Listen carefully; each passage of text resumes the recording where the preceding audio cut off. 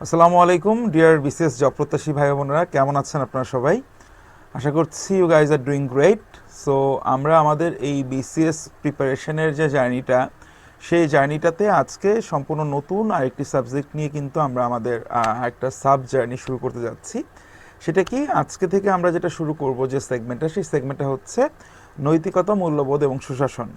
BCS preliminary পরীক্ষাতে যে 200 মার্কের কোয়েশ্চেন এসে থাকে, তার মধ্যে 10 নাম্বার বরাদ্দ আছে এই পার্টিকুলার সেগমেন্টটিতে।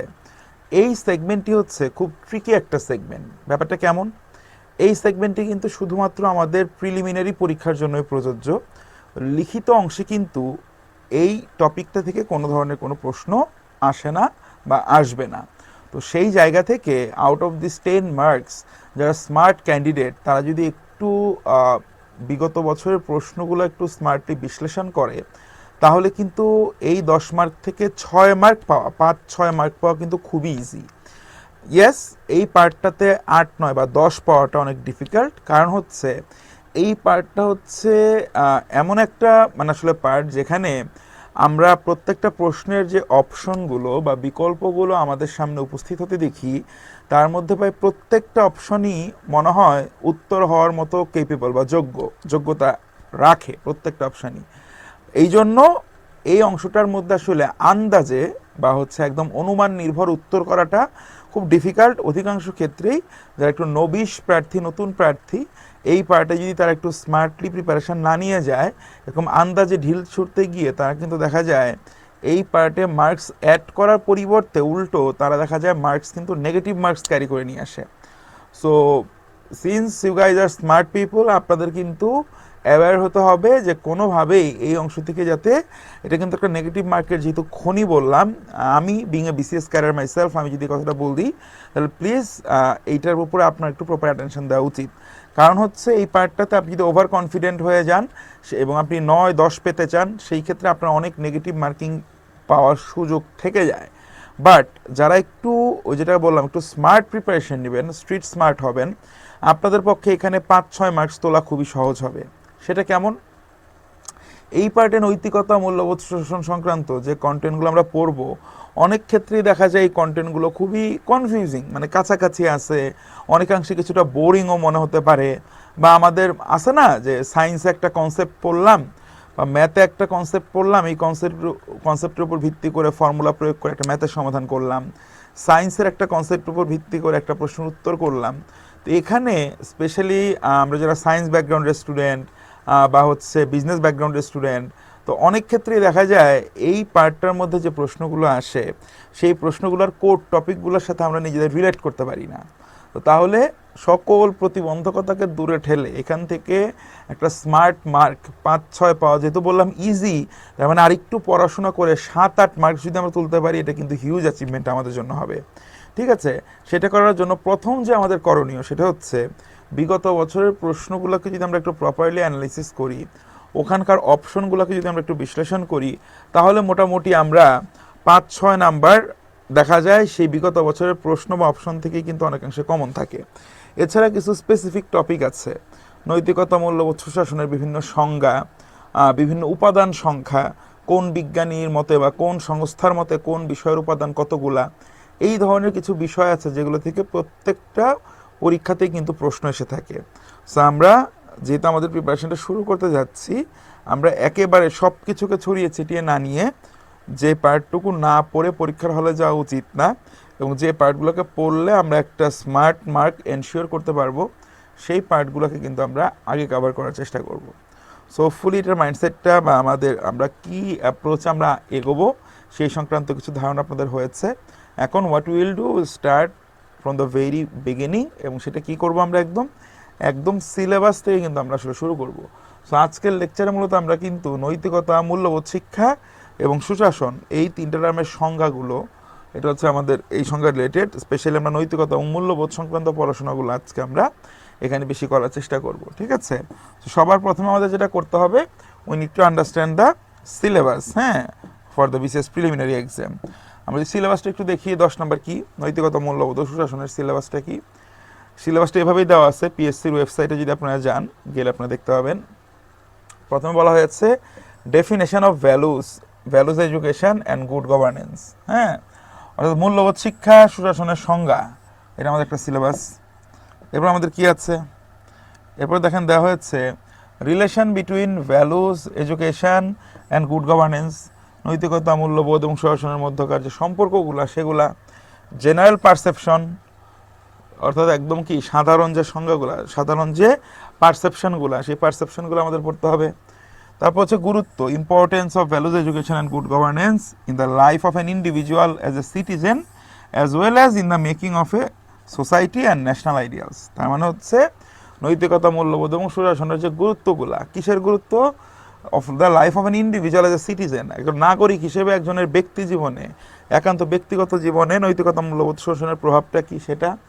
তারপর হচ্ছে একটা আদর্শ কি জাতি গঠনে বা সমাজ গঠনে এদের ভূমিকাটা কি, এই কনসেপ্টগুলো নিয়ে আমাদের একটু পড়াশোনা করতে হবে।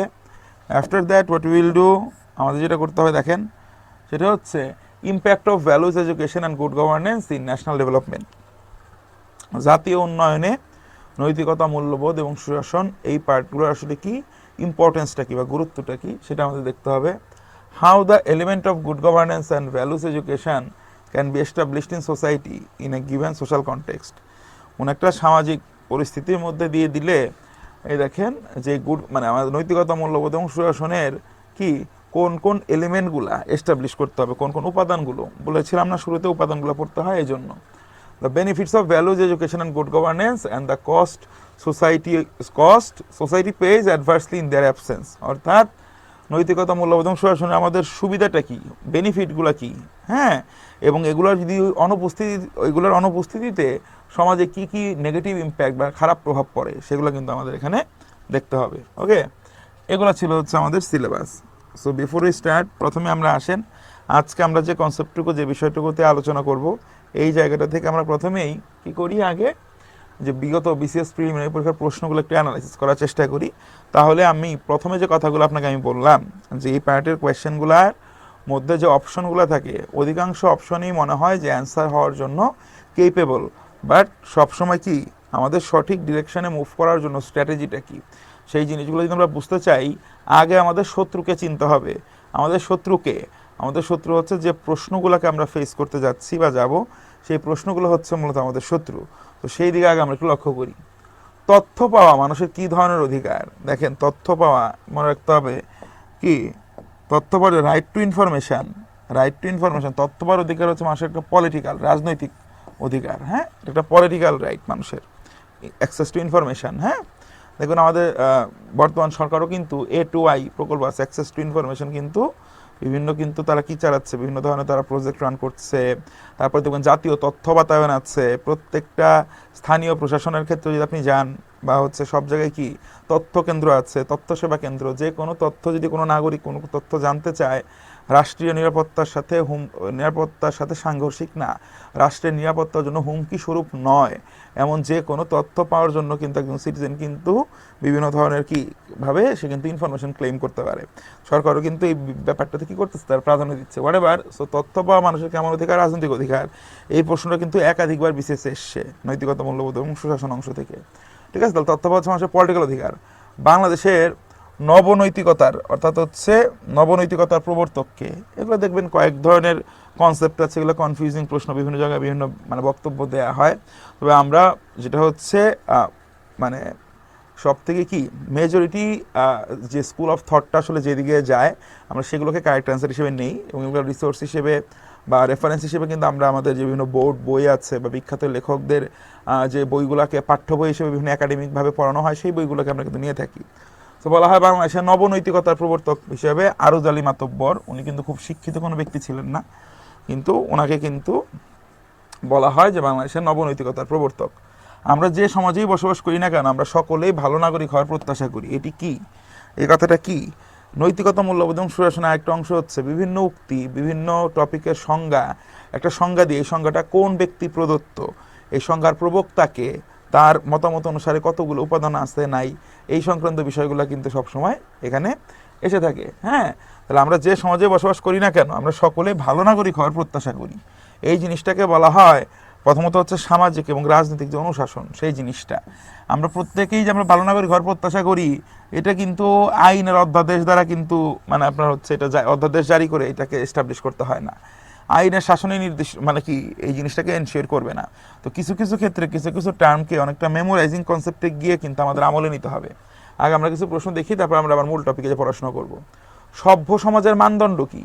দেখেন আপনি দেখেন প্রত্যেকটা গণতন্ত্র, হ্যাঁ আপনার কাছে মনে হতে পারে আচ্ছা আমরা তো একটা গণতান্ত্রিক রাষ্ট্র, পৃথিবীর অধিকাংশ রাষ্ট্রই আমরা সকল যাই বলি না কেন গণতান্ত্রিক রাষ্ট্র প্রতিষ্ঠার জন্য কিন্তু আমরা সংগ্রাম করেছি, তাই না?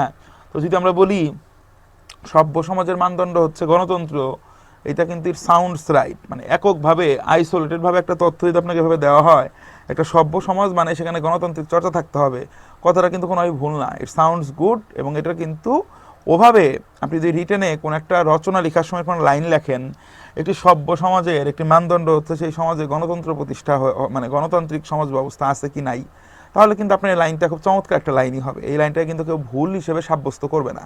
বাট যখন আমরা নৈতিকতা, মূল্যবোধ এবং সুশাসনের একদম পিন পয়েন্ট এররের মতো এরর ডিটেক্ট করতেছি বা একদম এক্স্যাক্ট ডেফিনেশন দিচ্ছি, তখন আমাদের কিন্তু এই টার্মগুলোর মধ্যে যে কন্ট্রাস্টিং লাইনগুলো আছে, অর্থাৎ তাদেরকে পার্থক্য সৃষ্টিকারী যে সীমারেখাগুলো আছে, এগুলোই কিন্তু আমাদের খুব ক্লোজলি এখানে মনিটর করতে হবে। কোথায় মনিটর করতে হবে?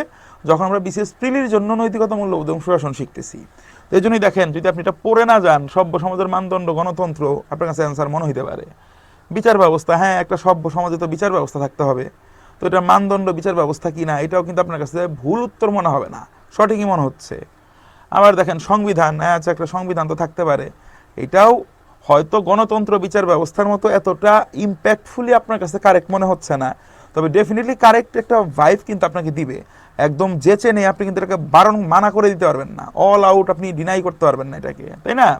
তারপর দেখেন আইনের শাসন, হ্যাঁ সভ্য সমাজে তো আইনের শাসন থাকা দরকার, এইটিকেও কিন্তু আপনার একটা সঠিক উত্তর মনে হচ্ছে। দেখেন ওই যেটা বলছিলাম, তো দিন শেষে সভ্য সমাজের জন্য হয়তো প্রত্যেকটা কম্পোনেন্ট দরকার হতে পারে, কিন্তু একটা সমাজ কোন পদ্ধতিতে রান হবে, একটা সমাজ ব্যবস্থা কিভাবে চলবে, তার তো বিভিন্ন ভ্যারাইটি আছে, টাইপ আছে। ওইটা নির্ধারণের আগ পর্যন্ত যে কমন গুণাবলীটা অবশ্যই থাকতে হবে একটা সমাজে, সেটা হচ্ছে আইনের শাসন, ঠিক আছে? কারণ সেখানে যদি আপনার মানে আপনার আইনের শাসন না থাকে, তাহলে সেখানে কি হবে? অ্যানার্কি বা নৈরাজ্য তৈরি হবে, ঠিক আছে? তো সেই জায়গা থেকে সভ্য সমাজের মানদণ্ড হচ্ছে সেই সমাজে আইনের শাসন আছে কিনা। আপনার সংবিধান আছে, মানে আপনি কি নিয়ম করলে কি হবে, না করলে কি হবে, সব সংবিধান আপনার আছে। আপনার গণতন্ত্র আছে, হয়তো আপনি আপনার শাসক শ্রেণীকে নির্বাচন করেছেন, মানে ম্যাক্সিমাম মেজরিটির মতামতের মাধ্যমে গণতন্ত্র আছে সমাজে। আবার সেখানে বিচারের ব্যবস্থাও আছে, সব কিছু আছে, কিন্তু ওখানে আইনের শাসন নাই। হ্যাঁ, সেই ক্ষেত্রে কিন্তু আলটিমেটলি যে বাকি যে কম্পোনেন্টগুলো, এই কম্পোনেন্টগুলো কিন্তু ফিউটাইল হয়ে যাচ্ছে, ব্যাপারটা এরকম। তো যাই হোক, এগুলো একদম কনসেপ্ট করে করে এগুলো বুঝে বুঝে এগুলো দাগানো যাবে না। এগুলো আমাদের, যেহেতু আমরা একটা পার্টিকুলার এক্সামে, কম্পিটিটিভ এক্সামে আমরা কোয়ালিফাই করতে চাই, কিছু কিছু প্রশ্ন এভাবে বুঝে বুঝে, মানে এই সাম কোয়েশ্চেন্স উইল মেক সেন্স, কিছু প্রশ্ন এভাবে বুঝে বুঝে বললে আমাদের মনে হবে না বুঝে বুঝেই তো পারা যায়। তো এই ফেক কনফিডেন্সটা আবার আপনাদের মাঝে ভর না করে সব প্রশ্ন তো আমি নৈতিকতা, মূল্যবোধ বুঝে বুঝে অ্যান্সার করব, এইটা যদি আপনি ভাবেন, সেই ক্ষেত্রে আপনার খেলা এখানেই শেষ। আপনি এত বেশি নেগেটিভ করে নিয়ে আসবেন, you can't even imagine. So এখানে এগুলো বিগত পরীক্ষায় আসছে, হ্যাঁ কিছু প্রশ্ন কনসেপ্ট বুঝে বুঝে আমরা বুঝবো সাধারণভাবে, মানে যত যাই বলেন আমরা এই পার্টগুলো পড়ি কিন্তু ধরি মাছ না সুই পানির মতো, যতটা সম্ভব মিনিমাম এফোর্ট পুট অন করে ম্যাক্সিমাম আউটপুট আমরা এখান থেকে বের করতে চাই। তো এই জন্য আপনাকে একটু স্ট্র্যাটেজিক হইতে হবে ভাই, হ্যাঁ বা বোন যেই শুনতেছেন। বিপরীত বৈষম্য, এই নীতিটি প্রয়োগ করা হয় কীভাবে? বিপরীত বৈষম্য দেখেন, নারীদের অনেক কাছে মনে হতে পারে নারীদের ক্ষেত্রে বিপরীত বৈষম্য, হ্যাঁ নারীদের ক্ষেত্রে যে পুরুষেরা এগিয়ে আছে কি নাই, নারীদের ক্ষেত্রে হয়তো করা হয়। সংখ্যালঘুদের ক্ষেত্রে, অর্থাৎ সংখ্যাগরিষ্ঠ না, যারা সংখ্যালঘিষ্ঠ, ধরেন বাংলাদেশের ক্ষেত্রে যারা বলি সংখ্যালঘু, তো বুঝেন কাদেরকে আমরা সংখ্যালঘু বলি। প্রতিবন্ধীদের ক্ষেত্রে, পিছিয়ে পড়া জনগোষ্ঠীর ক্ষেত্রে, দেখেন এই চারটার মধ্যে দেখেন যদি বলি বিপরীত বৈষম্য, এই নীতিটা কার জন্য প্রয়োগ করা উচিত? বৈষম্য নিরসন তো যে কোনো অন্তর্ভুক্তিমূলক উন্নয়ন কর্মকাণ্ডের একদম মূল লক্ষ্য। আপনাকে আগে ডিসপ্যারিটি বা আপনাকে ইনইকুয়ালিটি আপনাকে কি করতে হবে? আপনাকে ইনইকুয়ালিটিকে আপনাকে রিডিউস করতে হবে, বা পারতপক্ষে আপনাকে কি করতে হবে? এটাকে এলিমিনেট করতে হবে। তো বৈষম্য, হ্যাঁ নারী পুরুষের বৈষম্য আছে, এটা দূর করা দরকার। সংখ্যালঘু, যারা ধর্মীয় সংখ্যালঘু বা যারা রাষ্ট্রের সংখ্যালঘুদের ক্ষেত্রে হইতে পারে, হ্যাঁ তারাও অনেক সময় বৈষম্যের শিকার হয়। প্রতিবন্ধীরাও অনেক সময় বৈষম্যের শিকার হয়। দিন শেষে যদি বলি পিছিয়ে পড়া জনগোষ্ঠী, পিছিয়ে পড়া জনগোষ্ঠী যখন আমরা বলতেছি, দেখেন পিছিয়ে পড়া জনগোষ্ঠীর মধ্যে কিন্তু আলটিমেটলি অনেকেই চলে আসে। সংখ্যালঘুরাও পিছিয়ে পড়া থাকতে পারে, আমরা যাদেরকে একদম আমাদের কি অনেকে আদিবাসী বলি বা যেটাই বলি উপজাতি বলি যে নামে বলি, তারা কিছু কিছু কিছু পিছিয়ে পড়ে থাকতে পারে, নারীরা পিছিয়ে পড়ে থাকতে পারে, প্রতিবন্ধীরা তাদের বিভিন্ন রকমের প্রতিবন্ধকতার কারণে তারা পিছিয়ে পড়তে পারে। যখন পিছিয়ে পড়া জনগোষ্ঠী বলি তখন কিন্তু আলটিমেটলি সবাই ওখানে ইনক্লুডেড হয়ে যায়। তো এই জন্য বিপরীত বৈষম্য মানে কি, বৈষম্য নিরসন মানে হচ্ছে যারা পিছিয়ে আছে তাদেরকে আপনার বৈষম্য দূরীকরণের জন্য যে একটা নীতি প্রয়োগ করা হয়, এটা টপিকের মধ্যে আছে দেখবেন, বিপরীত বৈষম্য নীতি। এটা কাদের জন্য? এটা হচ্ছে পিছিয়ে পড়া জনগোষ্ঠীর জন্য। মূল্যবোধের চালিকা শক্তি কি? মূল্যবোধের চালিকা শক্তি হচ্ছে দেখেন উন্নয়ন, না উন্নয়ন কখনো মূল্যবোধের চালিকা শক্তি হইতে পারে না, এটা হয়তো বোঝা যায়। গণতন্ত্র কি যেন ভাই, হইতেও পারে না হইতে পারে। এই কনসেপ্ট কেন বলতেছি, কারণ এখনো কিন্তু আপনাদের সাথে মূল কনসেপ্টগুলোর সাথে আমরা পরিচয় করাই নাই। আগে প্রশ্নগুলোকে অ্যানালিসিস করে আমরা আগে প্রশ্নের পালসটা বোঝার চেষ্টা করতেছি, বা এই পার্টিকুলার চ্যাপ্টারের পালসটা আমরা বোঝার চেষ্টা করতেছি যে কোন টাইপে কোন ধরনের প্রশ্ন আমরা ফেস করতে পারি। হ্যাঁ, তাহলে মূল্যবোধের চালিকা শক্তি কি? গণতন্ত্র না, মূল্যবোধের চালিকা শক্তি হচ্ছে সংস্কৃতি, কালচার। মূল্যবোধ হচ্ছে সম্পূর্ণ একটা আপনার ইনহেরেন্ট, আপনার ভেতর থেকে আসা ব্যাপারটা। কিছুক্ষণ পর আমরা দেখব, নৈতিকতা নিয়ে আমরা পড়বো, ভালো মন্দ বা মূল্যবোধের ব্যাপারটা হচ্ছে ভালো মন্দের মধ্যে যে প্রভেদ, কোনটা ন্যায় কোনটা অন্যায়, এগুলো কিন্তু সব কিন্তু আপনার ইনার সেলফ থেকে আসে। এটা আরোপিত করা যায় না, মূল্যবোধ কারোর উপর চাপিয়ে দেওয়া যায় না। ঠিক আছে, মূল্যবোধটা একজনের মধ্যে ইনহেরেন্ট থাকে। তো মূল্যবোধের চালিকা শক্তি হচ্ছে কি? সংস্কৃতি। সংস্কৃতি একটা অনেক বড় টার্ম। আমরা কোথায় জন্মলাভ করেছি, কিভাবে জন্মলাভ করেছি, কি খেয়েছি, কি পড়েছি, কিভাবে খেয়েছি, কাদের সাথে খাই, কিভাবে বসি, কিভাবে মানে আমরা দিন যাপন করি, সব কিছু কিন্তু একটা সংস্কৃতি বা কালচারের অন্তর্ভুক্ত। তো মূল্যবোধটা আসে কিন্তু কালচার থেকে। হ্যাঁ, অর্থনৈতিক ক্ষেত্রে সুশাসন বা গুড গভর্নেন্স প্রতিষ্ঠিত হলো। সুশাসন মানে কি? সুশাসন মানে হচ্ছে, মনে রাখবেন, গুড গভর্নেন্স। গুড গভর্নেন্সের মূল কথা হচ্ছে দুইটা, এক হচ্ছে আপনার স্বচ্ছতা, আর হচ্ছে জবাবদিহিতা। স্বচ্ছতা জবাবদিহিতা যখন থাকে তখন একটা সোসাইটিতে দুর্নীতি দূর হয় সবার আগে। ঠিক আছে, তো অর্থনৈতিক ক্ষেত্রে সুশাসন প্রতিষ্ঠিত যদি হয়, যেহেতু অর্থনৈতিক ক্ষেত্র আমরা বলেছি, তো অর্থনৈতিক ক্ষেত্রে যদি ট্রান্সপারেন্সি এন্ড অ্যাকাউন্টেবিলিটি থাকে তাহলে অবশ্যই এখানে কী হবে? আমার দুর্নীতিগুলো রোধ হবে, করাপশন রিমুভ হবে। এই যে প্রশ্নগুলো নিয়ে কথাবার্তা বলতেছি, there is a high possibility যে এই প্রশ্নগুলো থেকে কোনো একটা প্রশ্ন আপনি পরবর্তী যে প্রিলিমিনারি পরীক্ষাটায় বসতে যাচ্ছেন সেই পরীক্ষাটাতে চলে আসতে পারে। মূল্যবোধ কি? মূল্যবোধ হচ্ছে, দেখেন এই যে বলা হয়েছে, মূল্যবোধ হচ্ছে এই যে কিছুক্ষণ আগে যেমন বলছিলাম, মানুষের আচরণ পরিচালনাকারী নীতি ও মানদণ্ড। আপনি কি করবেন, আপনার আচরণটা কেমন হবে, হ্যাঁ, আপনি যে সিনিয়র সিটিজেনদের বা বড়দের সম্মান করবেন, এটা কিভাবে আসছে? এটা আপনার আচরণগত, এটা একটা বেসিক ট্রেইট আপনার, এটা আপনার ভিতরে কি গড়ে উঠেছে। সো মূল্যবোধ বলতে আমরা কি বুঝি? মূল্যবোধ হচ্ছে মানুষের আচরণ পরিচালনাকারী নীতি ও মানদণ্ড। মানুষ কার সাথে কেমন আচরণ করবে, কখন কোথায় কার সাথে কিভাবে আচরণ করবে, হ্যাঁ, এবং সেটা মানদণ্ডটা কি, অর্থাৎ কোনটা ভালো কোনটা খারাপ, এই যেগুলো ডিফাইন করে, এগুলো সব কিছু হচ্ছে মূল্যবোধের অন্তর্গত। ঠিক আছে, মানুষের সাথে মানুষের পারস্পরিক সম্পর্ক নির্ধারণ, প্রাতিষ্ঠানিক কার্যাবলীর দিক নির্দেশনা, সমাজ জীবনে সুখী হওয়ার প্রয়োজনীয় উপাদান, এগুলো হচ্ছে আজের আলোচনা, এগুলো মাথায় নেওয়া যাবে না। ঠিক আছে, মূল কনসেপ্টটা আমাদের থাকতে হবে। তাহলে মূল্যবোধ হচ্ছে মানুষের আচরণ পরিচালনাকারী নীতি ও মানদণ্ড। জাতিসংঘের অভিমত অনুসারে সুশাসনের লক্ষ্য উদ্দেশ্য কি? জাতিসংঘের অভিমত, ওই যে বলেছিলাম, বিভিন্ন প্রতিষ্ঠান বা বিভিন্ন বিখ্যাত সায়েন্টিস্ট ছিলেন, ফিলোসফার ছিলেন, যারা হচ্ছে বিভিন্ন বিখ্যাত সাহিত্যিক ছিলেন, গবেষক ছিলেন, ওই যে দার্শনিক ছিলেন, তারা কে কোন জিনিসটাকে কীভাবে সংজ্ঞায়িত করেছে, কোন সংস্থা কোন জিনিসটা কীভাবে সংজ্ঞায়িত করেছে, তার কতগুলো উপাদান আছে, কি কি উপাদান আছে, কোনটা কিসের উপাদান, এই সংক্রান্ত প্রশ্ন কিন্তু আমরা প্রতিনিয়ত ফেস করব। ওকে, তাহলে জাতিসংঘের অভিমত অনুসারে, তাহলে হচ্ছে অ্যাকর্ডিং টু ইউনাইটেড নেশনস, সুশাসনের লক্ষ্য উদ্দেশ্য কি? সুশাসনের লক্ষ্যটা কি? দেখেন, সুশাসনের লক্ষ্য বা উদ্দেশ্য হচ্ছে, গুড গভর্নেন্সের লক্ষ্য কি? গুড গভর্নেন্সের লক্ষ্য কি? মৌলিক অধিকার রক্ষা করা। মৌলিক অধিকার কি? অন্ন বস্ত্র বাসস্থান, তাই না, চিকিৎসা, এগুলো মৌলিক অধিকার। নারীদের উন্নয়ন। সুশাসন কি শুধু নারীদের উন্নয়ন ও সুরক্ষা দেয়? সুশাসন কি শুধু দারিদ্র্য বিমোচন করে? সুশাসনের একটা অংশ, সুশাসন থাকলে দারিদ্র্য বিমোচন হবে, সুশাসন থাকলে মৌলিক অধিকার রক্ষা পাবে, সুশাসন থাকলে নারীদের উন্নয়ন ও সুরক্ষাও হবে। কিন্তু এককভাবে ইন্ডিভিজুয়াল কোনো একটা কিন্তু সুশাসন বা গুড গভর্নেন্সের মেইন অবজেক্টিভ বা পারপাস না। সেটা কোনটা? সেটা হচ্ছে মৌলিক স্বাধীনতার উন্নয়ন। অর্থাৎ মৌলিক স্বাধীনতার উন্নয়ন হলে আলটিমেটলি অন্যান্য জিনিসগুলোও কিন্তু কি হয়? কমপ্লিমেন্টেড হয়। ঠিক আছে, সেগুলোর কিন্তু উন্নতি হয়। এগুলো কিন্তু জাতিসংঘ নিজেই বলছে, এগুলো আমার আপনার কথা না, এগুলো আমরা ওই যে থিওরি কপচিয়ে বুঝে এগুলো বের করলাম না। জাতিসংঘ নিজেরা ডিফাইনই করেছে এভাবে যে সুশাসন মানেই হচ্ছে মানুষের মৌলিক স্বাধীনতার উন্নয়ন। ঠিক আছে, মানুষের মৌলিক স্বাধীনতার উন্নয়ন হওয়া মানে হচ্ছে, উন্নয়ন করাটাই হচ্ছে সুশাসনের কি মূল লক্ষ্য এবং উদ্দেশ্য। সুশাসন প্রতিষ্ঠায় অর্থাৎ গুড গভর্নেন্স এস্টাবলিশমেন্টের জন্য নাগরিকের কর্তব্য কি, একদম সিটিজেনের ডিউটিটা কি? সিটিজেনের ডিউটি হচ্ছে দেখেন নাগরিক, রাষ্ট্র পরিচালনার জন্য পরিচালনা করে কে? সরকার। সরকারের চলার জন্য সরকার তো কি লাগবে? খাজনা লাগবে, বা সরকার কি লাগবে? রেভিনিউ লাগবে, রাজস্ব লাগবে। এখন যে কোনো নাগরিক কি করে? নাগরিকের থেকেই তো সরকার রাজস্ব নেয়, নিয়ে তাকে সকল নাগরিক সুযোগ সুবিধা প্রদান করে, বিভিন্ন উন্নয়ন কর্মকাণ্ড তারা এগিয়ে নেয়, হ্যাঁ তাই না? তো সামগ্রিকভাবে তো সিটিজেনের, নাগরিকের মূল কাজ কি? নাগরিকের কাজ কিন্তু এই সরকার পরিচালনায় সাহায্য করা, নিজের অধিকার ভোগ করা, সৎভাবে ব্যবসা বাণিজ্য করা। দেখেন সব কিছু কিন্তু কি, সব কিছু কিন্তু যেটাকে আমরা বলছি ধনী মাছ না সুই পানি লেভেলের আলাপ। নাগরিকের মূল কর্তব্য হচ্ছে নিয়মিত কর প্রদান করা। নাগরিক যদি কর দেয়, সরকার রাজস্ব বাড়বে।